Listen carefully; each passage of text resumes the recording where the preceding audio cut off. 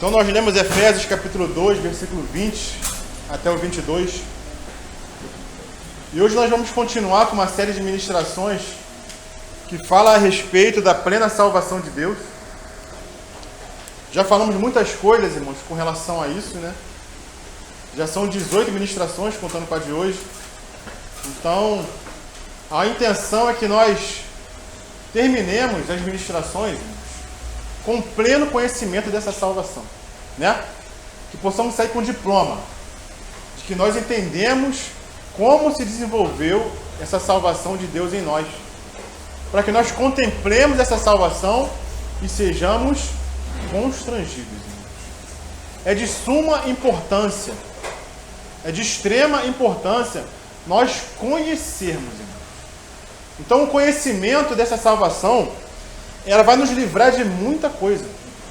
Não é algo simples. Eu fui salvo, acabou, agora vou viver minha vida cristã e o assunto da salvação parou por aí. A nossa carreira, a nossa vida, até o final, vai depender e muito do nosso conhecimento de como se desenvolveu e como transcorreu e como transcorre essa salvação na nossa vida. Se nós tivermos o conhecimento errado, equivocado dessa salvação, a nossa caminhada vai ser falha. A nossa caminhada no Senhor não vai ser uma caminhada que vai frutificar. Então é de extrema importância nós conhecermos essa salvação. Ela é tão grande, irmãos, e é tão grande, que não é simplesmente nessa vida que nós vamos compreender 100% dela. Nós vamos depender da eternidade também, irmãos. Mas enquanto estamos aqui, nós temos que fazer o nosso trabalho, certo? Dependendo sempre da graça. Não nos esforçando no nosso próprio braço, mas dependendo do Senhor. Mas temos que trabalhar, porque o Senhor tem uma vinha e Ele chama trabalhadores, né? Trabalhemos, irmãos, dependendo da graça e no pleno conhecimento do nosso Deus. Então, hoje nós vamos procurar... Tem algum celular? Bota no silencioso aí. Então, irmãos, nós vamos avançar nesse conhecimento. Reforçando mais uma vez, não desprezemos, irmãos, o conhecimento. O conhecimento ele não pode ser desprezado por nós. Tem alguns grupos de irmãos, de cristãos, que desprezam o conhecimento. Não, vamos depender só do Espírito, Ele vai fazer todas as coisas, ficamos quietinhos aqui na nossa, Ele vai resolver tudo. Amém. Amém que Ele vai resolver tudo. E isso é uma verdade. Devemos depender do Espírito porque é Ele que nos guia. Amém? Mas também tem a nossa parte, da nossa responsabilidade, que temos que fazer, temos que buscar, temos que ler, temos que conhecer na dependência desse Espírito, sempre sendo guiado por Ele. Porque não foi assim que aconteceu com Paulo? Paulo, em determinada vez, queria ir para um lugar, pregar o Evangelho, uma coisa boa, né, irmãos? E ele queria trabalhar em determinada direção. Mas como ele estava sob o Espírito, na dependência do Espírito, o que aconteceu? O Espírito falou, não é para cá que eu quero que você vá, é para lá. Mas ele estava disposto a fazer algo para o Senhor, mas na dependência dele. Então que nós estejamos dispostos também a fazer algo para o Senhor. Mas se o Espírito fala que não é para cá e é para o outro lado, que nosso ouvido possa estar atento. Amém? Na dependência dele. Mas nós temos que nos apresentar para essa obra, irmãos. Então o assunto de hoje, irmãos, nós vamos nos debruçar sobre algumas passagens na Bíblia que nos mostram que a salvação ela pode ser perdida aparentemente.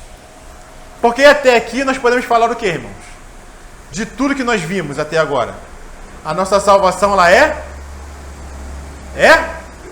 Eterna. Nossa salvação é eterna. Nós não perdemos essa salvação. Não importa o que aconteça. De modo nenhum o Senhor nos lançará fora. Essa é uma garantia que o Senhor nos deu. Porque foi baseado na obra dele. E não em nada que nós fizemos, irmãos. Só que acontece o quê? Muitos irmãos não compreendem dessa forma. Eles pegam determinadas passagens na Bíblia e querem nos provar, nos mostrar Que aqui, ó, aqui, irmãos, essa passagem aqui está dizendo que a salvação se perde. Mas por que isso acontece? Porque o coração humano, irmãos, o coração do homem, ele está cheio da carne. O nosso coração, ele caminha conforme o que ele aprendeu. E o coração do homem está cheio da carne. Se está cheio da carne, ele está cheio da lei. Porque aquele que anda no Espírito, confiando no Senhor, ele caminha conforme a graça. Ele caminha conforme a fé. Mas o coração do homem, irmãos, ele é repleto de lei. Ele é repleto de carne. E ele não consegue compreender as coisas que são do Espírito. Mesmo alguém já sendo salvo. Num primeiro momento, irmãos, da nossa salvação, nós até cremos que a salvação é por graça e não depende de nada que nós fizermos, certo? Mas nós vamos avançando no caminhar e parece que essa ideia, essa compreensão, ela vai se perdendo. E nós queremos fazer algo para o Senhor para mantermos essa salvação. É assim que acontece com muitos irmãos. Porque aquilo que se origina da carne, irmãos, é lei. Mas aquilo que se origina do Espírito e de Deus é graça e vem da fé. Tudo que o mundo sabe, irmãos, é o quê? É barganhar. Não é assim? O mundo, ele entende a linguagem da barganha. A linguagem do negócio. Se alguma pessoa está me dando alguma coisa, na minha cabeça eu tenho que dar alguma coisa em troca. É assim que nós vivemos na nossa vida diária nesse mundo, irmãos. Você dá o seu trabalho e quer receber um salário. Né? Você dá um produto e quer receber um recurso. Nós damos para receber. E essa ideia, irmãos, ela enche o pensamento humano. Desde a tenra idade, nós somos ensinados, né? E nós fazemos isso com nossos filhos. Até determinada idade dos nossos filhos, nós damos tudo para eles, certo? Sem pedir nada em troca, irmãos. E nós damos comida, nós damos roupa, nós damos conforto, nós damos tudo para os nossos filhos. Por quê? Porque eles são crianças e dependem 100% dos pais. Não é assim que acontece? Esses somos nós no Senhor, quando vamos para o Senhor. Nós dependemos 100% e o Senhor nos dá tudo. Mas quando nossos filhos vão crescendo, o que nós fazemos com ele? Ó, se você não se comportar dessa maneira, você não vai ganhar determinado presente. Não é assim? Aí já começa a barganha. Você não está fazendo o que eu quero. Você não está se comportando do jeito que eu acho que tem que se comportar. Então você vai ficar de castigo, você não vai ter tal passeio, não vai ganhar tal presente. E a cabeça da criança começa a ser enchida da questão do merecimento. Então, quando a pessoa vai para o Senhor, ela vai com essa ideia de que para ganhar algo do Senhor, ela tem que fazer alguma coisa, irmãos. Porque a mentalidade humana, o ser humano, ele cresce com a mentalidade da barganha. Nós queremos barganhar tudo. E quando chegamos para o Senhor, queremos fazer da mesma forma. Achamos que para ganhar algo, temos que trabalhar para isso. Essa não é a nossa vida dia a dia? Não é? Nós prestamos um serviço e queremos receber algo em troca, um recurso em troca. Se nós não recebermos nada em troca, achamos que isso é injusto. Não, eu só vou te dar um serviço se você me pagar. Se você não me pagar, nada feito. Não fechamos negócio. Por isso que existe aquela frase que todos conhecem, né? Não existe almoço grátis. Não existe almoço grátis. A pessoa pode até pagar um almoço para você. Não cobra nada. Aqui, tá pago, deixa que eu pago, tá tranquilo. Mas lá na frente, ela vai te pedir um favor, irmãos. Isso é certo. Porque não existe almoço de graça. E ontem aconteceu um exemplo muito interessante, irmãos. Caleb estava no curso de inglês. E lá a gente dá o dinheiro, dá o cartão para ele lanchar na cantina, né? Aí ele foi lá e comprou um salgado que ele nunca tinha comido. Qual foi o salgado mesmo? Esfirra de carne. Pô, vou experimentar esfirra de carne. Aí ele chegou lá, pegou a esfirra de carne, deu a primeira mordida, não gostou da esfirra. Eu não gostei da esfirra. Para não jogar fora no lixo, tinha uma coleguinha dele lá e perguntou: você quer essa esfirra aqui que eu não gostei? Deu para a coleguinha. E ficou só com a bebida, cheia de fome, né? Um coleguinha dele que estava do lado, olhou para ele, teve misericórdia dele, tirou do bolso R$6 e deu para ele. Caleb que toma R$6, vai lá comprar o que você quiser e come lá na cantina. Caleb ficou impressionado. Chegou em casa falando, pai, tem um garoto muito bom lá no curso, ele é muito bonzinho. Ele me deu R$6 sem eu pedir, sem eu falar nada, me deu R$6 para comprar uma pizza. Aí ele contou a história, né, que deu as esfirra para a coleguinha, estava sem nada, a coleguinha viu e deu R$6. E ele ficou impressionado. Por quê? Porque ele não esperava isso do coleguinha. O coleguinha, sem pedir nada, sem barganhar, toma R$6 e vai lá comprar seu salgado. Irmãos, assim é o Senhor conosco. Ele nos dá porque Ele vê a nossa necessidade e não pede nada em troca, assim como o coleguinha do Caleb. E o adjetivo que ele usou para o coleguinha foi: pai, tem um coleguinha muito bonzinho lá na minha sala. Eu fiquei olhando para aquilo, impressionado. Por quê? Porque na mente dele também, ele já tem 11 anos, né? Já está incutida a questão da troca. Como que ele me deu algo sem pedir nada? Né? Ele até ficou meio receoso de receber, né, Caleb? Será que eu tenho que receber? Será que eu não tenho? Acabou que recebeu, né? Ele ficou meio assim, não sei se é certo, se não é certo. Aí eu falei, não, na próxima vez, se você puder retribuir para ele, você retribui, tá vendo a mentalidade do homem? Como é que a gente ensina? Retribuição. Irmãos, o Senhor não trabalha dessa forma conosco. Ele não barganha conosco. Ele dá tudo para nós, irmãos. Mas a mentalidade humana, quando trata da questão da salvação, ele sempre quer barganhar algo com o Senhor.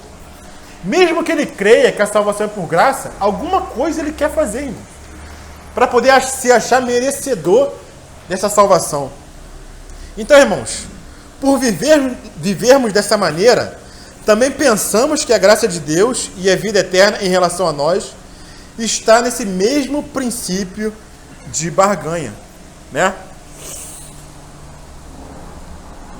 Avançando um pouco mais, irmãos, o conhecimento da salvação eterna não leva ao pecado voluntário. Porque quando nós falamos que a salvação é eterna, Luciana, o que nós escutamos muitas vezes? Como assim? Se você prega para alguém que a salvação é eterna, para essa pessoa, o que vai acontecer com essa pessoa? Essa pessoa vai querer viver em pecado. Não é isso que muitas vezes a gente escuta? Pô, como que você pode falar que a salvação é eterna? Se você falar isso para um jovem, ele vai querer pecar, viver pecando, porque já que eu estou salvo eternamente, eu posso fazer tudo o que eu quero. Vou viver minha vida, o Senhor já me salvou, vou fazer o que eu quero. Mas será que isso é correto, irmãos? Essa é uma forte objeção daqueles que não entendem que a salvação do Senhor é de graça. Alguns pensam que se uma pessoa é salva para sempre, tal pessoa certamente pecará mais livremente. Essa é a mentalidade daquelas pessoas que não compreendem o porquê que a salvação do Senhor é eterna. Elas acham essa pregação muito perigosa. É perigoso você falar para alguém que ela é salva, que nunca vai perder. Ela vai fazer o que quer da vida. Ela não vai ter uma vida piedosa. Ela não vai ter uma vida temente ao Senhor. Por quê? Porque se ela já foi salva, na cabeça dela, ela pode fazer o que ela quiser, né? Certa vez, o irmão Charles Mackintosh, um irmão que escreveu vários livros, né? Inclusive aquele estudo sobre o Pentateuco, né? De Gênesis a Deuteronômio. Ele tem um livro, uma série do Pentateuco, né? O irmão chegou para ele e perguntou: será que é certo nós pregarmos que a salvação é eterna? Porque teve uma vez que o pregador pregou isso numa igreja, o jovem conversando com ele, né? Conversando por carta. E esse jovem saiu da reunião falando que, se eu sou salvo, eu vou fazer o que eu quero. E o jovem saiu dali e cometeu todo tipo de pecado. E ele comentou com o irmão Mackintosh sobre esse fato, né? O irmão Mackintosh respondeu para ele o seguinte: uma coisa é certa, a salvação ela é eterna e ela não se perde. Mas eu tenho dúvida de que se esse jovem ele é realmente salvo. Porque se uma pessoa, ao ouvir isso, sai dali e faz o que quer, essa pessoa não recebeu o Senhor. Essa pessoa, ela não é filha de Deus. Mas as pessoas, elas tentam interpretar a verdade da Bíblia de acordo com a conduta humana, irmãos. E esse não pode ser o nosso critério. Uma verdade bíblica, ela não pode ter por base a conduta do homem. É o contrário, irmãos. A conduta do homem que tem que ser analisada de acordo com a verdade bíblica, irmãos. Então nós não podemos condenar a verdade da Bíblia por causa das atitudes do homem. Certa vez eu estava ministrando lá na Boiúnia, né, sobre a questão do batismo. E a gente falou, né, qual deve ser o nosso proceder com relação a batizar as pessoas. Nós não podemos ser precipitados com relação a isso. Nós temos que saber se a pessoa compreendeu a salvação que ela adquiriu do Senhor. Nós temos que mostrar para ela o que é o batismo. Nós devemos seguir certos princípios com relação a isso. E ao final, um irmão, ele chegou para mim e falou de uma experiência que ele teve. De uma pessoa que ele conheceu ali, estava sentado do lado dele, e falou que queria se batizar, e falou se podia, e ele não conhecia a pessoa direito, e falou, não, pode se batizar. Sem explicar para a pessoa o que é aquilo. E ele falou que a pessoa ficou alegre, ficou feliz, saiu um peso dela. Irmãos, isso foi a experiência dele que ele teve com aquela pessoa. Mas não podemos pegar essa experiência que ele teve e trazer como uma verdade que nós temos que seguir. A verdade bíblica é uma coisa, irmãos. A nossa experiência é uma outra coisa. Cada cristão tem uma experiência. Existem milhares de experiências no mundo cristão, irmãos. Mas existe somente uma verdade, que é a verdade da Bíblia. Então nós temos que balizar a nossa conduta de acordo com a verdade da Bíblia. E se a Bíblia fala que a salvação é eterna, não interessa o que as pessoas façam, irmãos, com essa verdade. O que interessa é que essa é uma verdade bíblica. E que aqueles que são salvos eternamente. De maneira nenhuma o Senhor nos lançará fora, irmãos. E aqueles que são salvos pelo Senhor, o que acontece? O que nós falamos daqui nessa manhã, irmãos? Essas pessoas são constrangidas pelo amor do Senhor. Vamos lá, Romanos capítulo 6, versículo 1.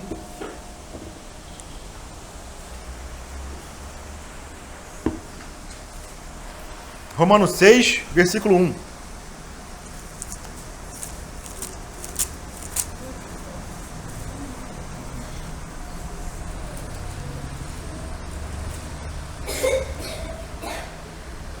Fala assim: que diremos, pois? Permaneceremos no pecado para que seja a graça mais abundante? Qual é a resposta de Paulo, irmãos? De modo nenhum. Como viveremos ainda no pecado, nós, o que para ele morremos? Então Paulo traz aqui um ensinamento. Se nós somos do Senhor, irmãos, se nós somos salvos, o que acontece conosco? Nós morremos para o pecado. Nós não vamos permanecer no pecado para que a graça superabunde em nós. Se alguém, irmãos, ela recebeu o Senhor, não quer dizer que ela não vai pecar. Não quer dizer que ela não vai cair. Não quer dizer que ela não vai tropeçar no caminho. Mas o que acontece com uma pessoa que recebeu o Senhor? Ela vai ficar feliz com a conduta pecaminosa, irmãos? Ela vai se alegrar com aquela conduta? Ou ela vai se constranger com aquele pecado que ela vai se cometer e vai buscar se corrigir no Senhor? Né? É diferente de alguém que se alegra com o pecado. Com o pecado. É diferente do pecador que não se importa no caminho de pecado que ele vive. O cristão que tem o Espírito habitando dentro de si, ele não vai se alegrar porque ele erra e não vai se incomodar com aquilo. É diferente. Viveremos no pecado, nós que para ele já morremos? Ou porventura, versículo 3, ignoraste que todos nós, que fomos batizados em Cristo Jesus, fomos batizados na sua morte? Fomos, pois, sepultados com ele na morte pelo batismo, para que, como Cristo foi ressuscitado dentre os mortos, pela glória do Pai, assim também andemos nós em novidade de vida. Então não existe tal coisa de alguém dizer que foi salvo pelo Senhor e permanecer no pecado, feliz, sem incômodo nenhum, como se nada fosse acontecer. E isso é certo, irmãos. Essa pessoa não conhece a salvação que vem do Senhor, a salvação que vem de Deus. Então, a oposição à salvação eterna é devido ao desconhecimento a respeito dela.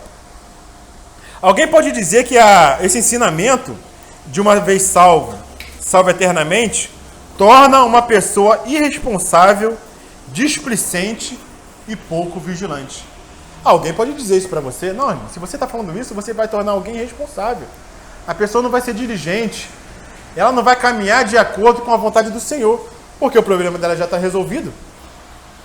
Toda a questão do homem é o que, irmãos? Não ir para o inferno, não é? Quem é que quer ir para o inferno? Ninguém quer ir.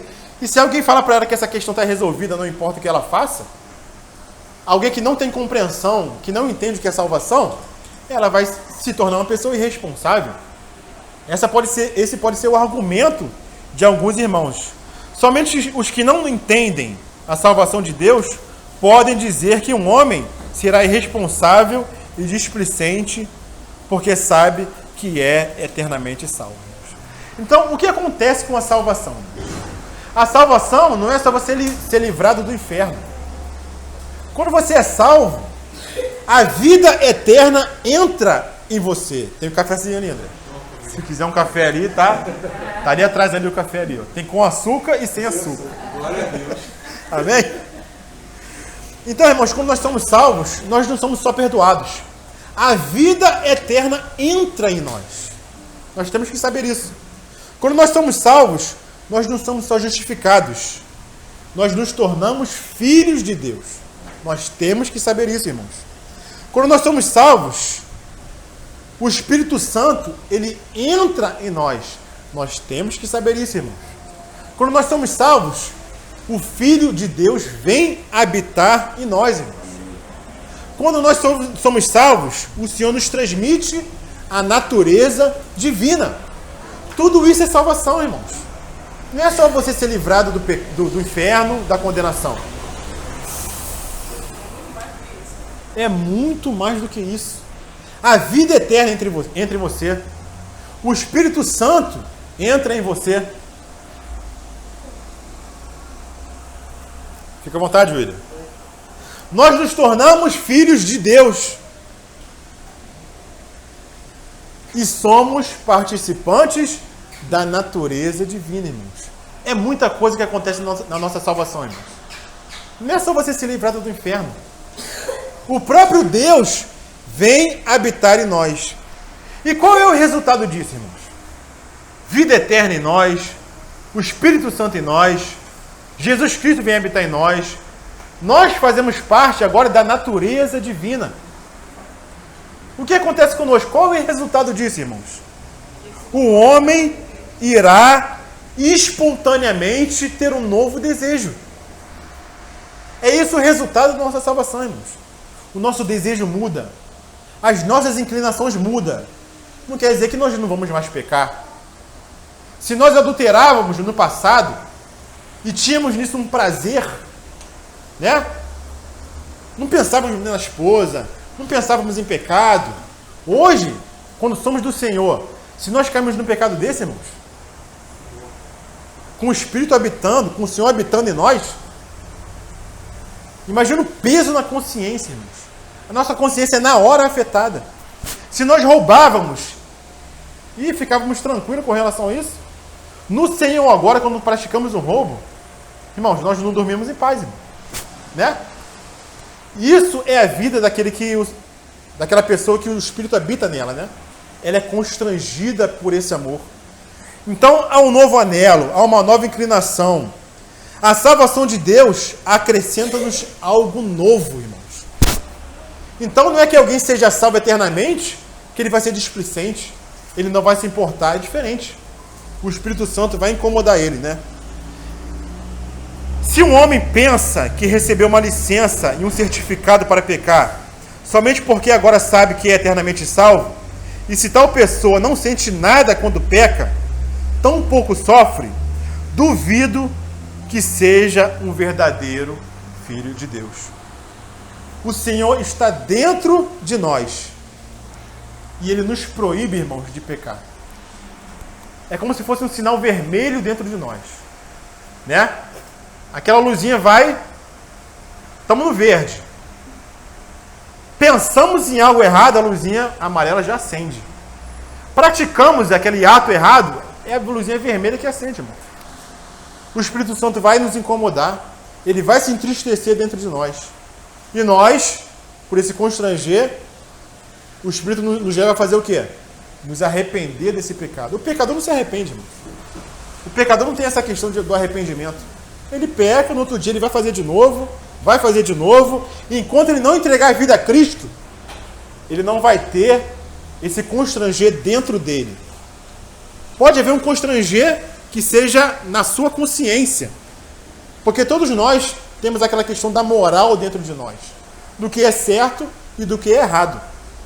Mas aquilo é o espírito fora da pessoa, constrangendo a pessoa, diferente do espírito habitando na pessoa, constrangendo a pessoa. Lá em 2 Coríntios, capítulo 5, e nós já lemos nessa manhã, né? Versículo 14, diz o seguinte, 2 Coríntios 5, 14: Pois o amor de Cristo nos constrange, julgando nós isso. Um morreu por todos, logo todos morreram. E ele morreu por todos, para que os que vivem não vivam mais para si mesmos, mas para aquele que por eles morreu e ressuscitou. Então o homem não vai se tornar irresponsável, negligente, somente porque Deus o salvou, irmãos. Isso não existe. É como se eu dissesse para o meu filho, imagina a situação. Eu chego para o meu filho, o Theo chega para o Daniel, para o Arthur, e fala para eles, ó, vocês são meus filhos, e são meus filhos eternamente. Aí, ao escutar isso do Theo, o Arthur começa a pegar pedra e quebrar a janela, pega o Beyblade, quebra a televisão, né? E sai chutando mesa, sai bagunçando só porque escutou que é filho dele agora eternamente. Existe tal coisa, irmãos? Não existe tal coisa, né? Só porque eu sou filho, agora eu vou quebrar a casa toda, vou fazer o que eu quero, né? Não existe tal coisa, irmãos. Mesma coisa nós com o Senhor. Não é porque escutamos que agora somos filhos eternamente do Senhor, que vamos sair fazendo na casa do Senhor, ou na nossa vida, o que nós queremos fazer. Agora a nossa vida pertence a Ele. Não vivemos mais para nós mesmos, mas para aquele que morreu por nós. Esse é um constranger, irmãos, dentro de nós. Portanto, a razão de uma pessoa dizer que pode ser negligente por saber que é eternamente salva, se deve a 3 coisas, irmãos.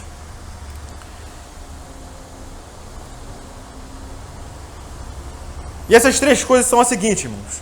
Ele desconhece a maneira e o processo da salvação. Ele não sabe o preço que foi pago. Ela desconhece o conteúdo da salvação, né? Ela desconhece aquilo que é dado para nós na salvação. Ou seja, ela desconhece o preço que Deus pagou para nos salvar e desconhece aquilo que vem até nós. O Espírito Santo, a vida eterna, o próprio Senhor habitando em nós, a natureza divina. Em terceiro lugar, ela desconhece o resultado dessa salvação. O resultado desse amor que nos constrange. Então, se você vira essas 3 coisas, se você conhece essas 3 coisas, o processo da salvação, como ela se deu, o preço que foi pago, aquilo que nós recebemos na salvação e o resultado da salvação, se você conhece isso, irmãos, você não vai viver uma vida displicente. Você vai buscar ser o mais responsável possível, porque você conhece o preço que foi pago, você conhece aquilo que habita em você, e você conhece o resultado daquela salvação, que é te levar para uma vida junto ao Senhor. Então Ele nos constrange. Por isso que nós temos que conhecer, irmãos. O conhecimento dessa salvação é de extrema importância para nós, para que nós possamos viver vidas responsáveis. Aqueles que vivem vidas irresponsáveis no Senhor é porque não conhecem essa salvação, não entendem a salvação que vem do Senhor. Agora vamos para a palavra, né? Mas antes de entrar nos versículos que aparentemente mostram que a salvação se perde, nós temos que entender 3 fatos na palavra. O primeiro fato é o seguinte: a palavra de Deus jamais entra em contradição. Amém. A palavra de Deus jamais entra em conflito com ela mesma. Então, se em determinada passagem, versículo, o Senhor fala que as suas ovelhas, elas nunca vão perecer, em outra passagem, ele não pode dizer que o homem vai perecer. Não existe esse conflito na palavra. Se uma passagem fala que as ovelhas não perecem, mas em outra nós lemos que o homem perece, os assuntos são diferentes. Não pode estar falando da salvação. O assunto do homem perecer tem que ser um outro assunto, irmãos. Porque a palavra não entra em conflito.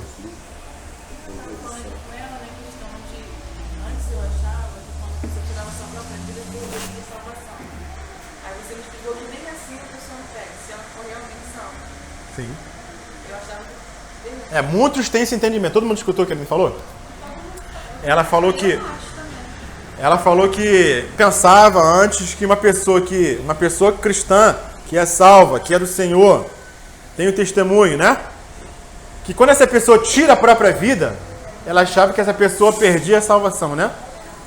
Mas agora ela entende que essa pessoa, mesmo tirando a própria vida, não perde a salvação. Qual é a vida que a gente está falando? A vida daqui acabou. A pessoa tirou, mas a vida eterna ela não consegue tirar. É isso que confunde. É isso que confunde. E existe uma vida, uma eternidade. É isso que você está falando. A salvação é eterna, é eternidade. Agora a vida dessa terra aqui que é diferente. Não importa o que nós façamos, irmãos. Por quê? Ela tirou a vida dela aqui. Eu sei que isso é uma controvérsia. Isso é um assunto para muita discussão, né? Mas, assim, como você falou, se essa pessoa foi realmente encontrada do Senhor, porque não é natural o servo de Deus tirar sua própria vida, desistir de viver, ou me matar, porque ela vai ver que está muito calor, ou minha casa está muito doente, ou então eu estou com uma doença que vai morrer. Isso não é natural, né? Não é o normal. Não é o normal. Porque assim, se realmente a vida eterna entrou, essa pessoa ela vai fazer a obra de Deus até o fim, haja que houver e custar. Então, Sim. assim, eu entendo que o natural não é isso. Porque Não se é. a vida eterna entrou, como é que pode? O natural é nós amadurecermos no Senhor, crescermos nele, né, em vida. Não esquecemos de Elias, hein? Elias era um homem cheio e pediu a morte. Queria tirar a própria vida. Pediu a morte, né? Pediu a morte, mas não tirou. Ele desejou a morte, né? Mas o Senhor compreende, irmãos. O Senhor viveu como homem nessa terra. Ele compreende a fraqueza humana. Ele compreende a fraqueza humana. Eu não estou dizendo que um crente, um cristão, ele não sofre disciplina do Senhor. Não estou dizendo isso. Eu não estou dizendo que um cristão, ele não perde recompensa no reino. Eu não estou dizendo que o cristão não vai sofrer uma punição na era vindoura. Não estou dizendo isso. Isso tudo, irmãos, nós vamos ver na palavra. Mas eu estou dizendo que o ser humano, ele é fraco. Né? Ele é passível, irmão, de fraqueza, de queda. Nada vem do homem, né? Nada vem dessa carne. O que vem do homem é carne. E a carne está sujeita à lei. Então, quando o homem se esforça na carne, o que acontece? Ele se frustra. E quando ele não conhece plenamente a graça de Deus, irmãos, ele se desespera. Irmãos, notícia atrás de notícia, de crente, de pastor, tirando a própria vida. E eu entendo que se a pessoa é de Cristo, irmãos, nada pode tirar ela das mãos do Pai. Nada. Nós não podemos nos tirar da mão do Pai por uma fraqueza. Claro, um fato desse, o Senhor vai tratar, irmão. Ele vai tratar. O tratamento do Senhor não se encerra nessa vida. Não pense que você morreu, agora está salvo. Irmãos, teremos surpresa, né, do outro lado. Existe punição, existe disciplina. Né? Mas nem esse fato pode nos tirar da mão do Senhor. Saúl também não tentou tirar a vida? Saúl tentou tirar a vida, né? E ele era um rei escolhido foi ungido pelo Senhor. Então, irmãos, já encerrando essa primeira parte, o que nós temos que compreender na palavra? A palavra jamais entra em conflito. Segundo, nós temos que fazer a diferença daquelas pessoas que são genuinamente salvos daqueles falsos cristãos. Porque a palavra também fala dos falsos cristãos. Judas era um falso discípulo, não era? Estava caminhando com o Senhor, mas era um falso irmão. Então, às vezes, a palavra fala de falsos irmãos. Não está dizendo de crente perdendo salvação. Está falando de pessoas que parecem ser salvas, mas não são. Então, nós temos que fazer essa diferença também, irmãos. Pedro, ele batizou alguns no Espírito Santo. E existia lá um Simão mágico, né? Que queria comprar aquele dom de Pedro. E, aparentemente, aquele Simão não era salvo, né? Paulo fala de falsos crentes, de falsos cristãos. Pedro fala de falsos profetas. Então, nós temos que fazer essa diferença de quem é genuinamente salvo e de quem não é genuinamente salvo, para não confundirmos essas coisas, né? E em terceiro lugar, nós não podemos confundir disciplina cristã nessa era com perdição eterna. Às vezes o Senhor está nos disciplinando, não está nos enviando para a condenação eterna, mas muitas passagens os cristãos se confundem nelas, porque confunde disciplina com perdição eterna, confunde perda de galardão com condenação eterna, com perda de salvação. E são assuntos diferentes, que nós temos que saber diferenciar na palavra de Deus. Amém, irmãos? Vou parar por aqui, para poder nós partirmos o pão, depois dispensarmos as crianças, para nós ou continuarmos, ou entrarmos no compartilhar. Amém? Só concluindo aqui, irmãos. O modo como Deus irá tratar conosco no milênio é diferente de como Ele nos tratará na eternidade. São modos de tratar diferentes. O Theo hoje falou do governo de Deus, né?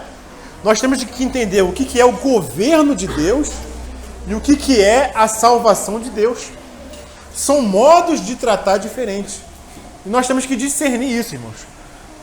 Quando determinado versículo está falando do governo e quando está falando da salvação que vem de Deus. O dom gratuito do Senhor, que é a salvação, nós não podemos confundir com o reino. A eternidade, nós não podemos confundir com o reino. Caso contrário, a Bíblia vai se tornar uma salada, irmão, de coisas que são misturadas e nós não temos entendimento do que é determinada coisa, né? Então existe tal coisa que é... Vamos guardar isso, irmãos, na palavra. Primeira coisa, existe cristãos nominais, falsos cristãos. Existe disciplina de crente. Existe perda de recompensa. Existe punição no reino. Essas quatro coisas não se confundem com perda de salvação. Falsos crentes, disciplina, perda de recompensa e punição no reino. Não podemos confundir esse assunto com perda de salvação. Amém, irmãos?